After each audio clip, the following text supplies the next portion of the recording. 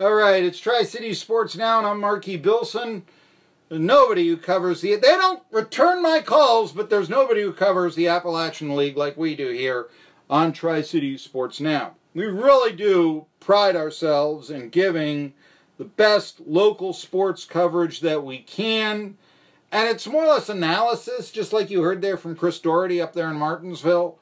And, yeah, what an articulate sports writer that was. I mean, and look, Ball, Stallings, I mean, they could be called up at any time, I suppose, but,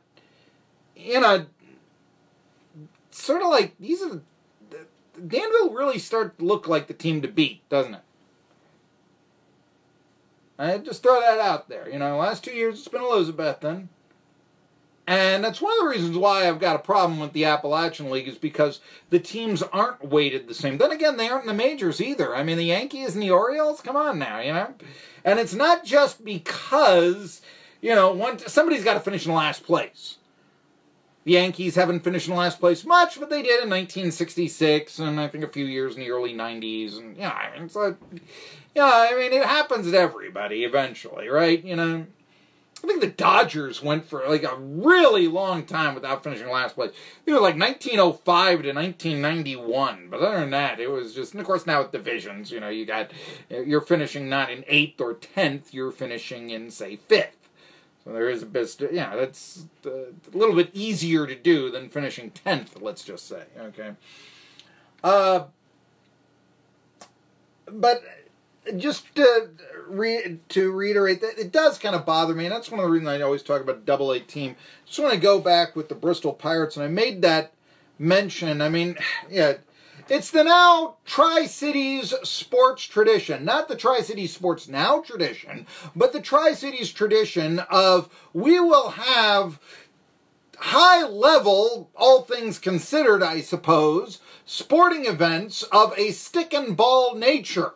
ETSU baseball, ETSU softball, and now the Bristol Pirates. And come out, we won't give you a place to sit, you'll just bring your lawn chair.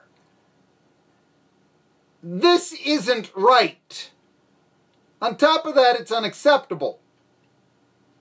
And I just have to say that if you're the president, if you're Malin Luttrell, president of Bristol Baseball, and you allowed the ballpark, Boyce Cox Field, Duval Stadium, I think I call it that, to get to this, and to never, boy, you know what, we need some city leaders and all this. I really got to think, I mean, you're elected to Bristol City Council. This is sounding really, really like everything you can do to move them out of Bristol, Virginia to Bristol, Tennessee. And that's shady. Now, maybe, it's often said, okay, sales taxes are more in Tennessee, but income taxes, there is none, and there are none in Tennessee. There are in Virginia, and, the cost of doing business may be more conducive. You can debate that and such. But because of the sales tax and stuff, but, doing business and all this, and probably is a reason why let's say the Stone Castle and Virginia High used to play at the Stone Castle years ago. They used to play in Tennessee, Virginia High. Football, of course. I don't know. Do they play other sports? Forgive me. But there's a reason for that, is what I'm saying for sure. But it still comes down to you let this ballpark go, and it's always been the worst ballpark in pro ball, and it's almost like you're trying to do it for your advantage, and, you run city council, Bristol, Tennessee, and all this. Yeah. I mean, there's some Sonny Werblin is taken, it's like, oh, you don't want a racetrack owner? You don't want me to own the Jets? Okay, I'll sell it, but I'll build this complex for them, and then I'll get the Jets in my, stadium one way or the other. And eventually the Giants, too. I guess it was the other way around. Giants came in. Yeah, that was what happened. And the NFL said, oh, you got a racetrack, Sonny Werblin? Nah, we don't want that. Sell the Jets. Okay. They were like upset that they paid Joe Namath $400,000 back in the day. All right, fine. I'll just build this complex in East Rutherford, New Jersey, and I'll get the Giants. And that's what Sonny, that's what Sonny did back in the day. And it just, it may cost Virginia a professional sports franchise. See what that does. It's one of the reasons why, and it will cost Bristol, Tennessee $16 million. And then Bristol, Virginia will probably say, well, if we don't have the Pirates, if we don't have baseball here, we need something in Bristol, Virginia, because, the Pinnacle is replacing exit, was it 5 or 7? It's exit 5 or 7. I forget which one it is up there. I've been there, but I haven't been there recently. I broke, when the Target was there, I once broke the story when I broke the ground there for that, when they were developing it about 13 years ago.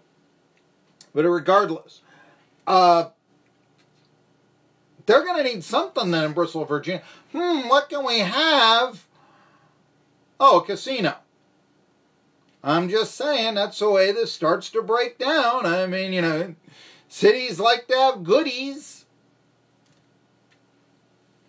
So look for that. And it's just a little bit, It's also why I'd like to see a AA team in someplace like Bluntville, or for that matter, in Bristol, Tennessee, in a nice ballpark that's capable of having a AA team.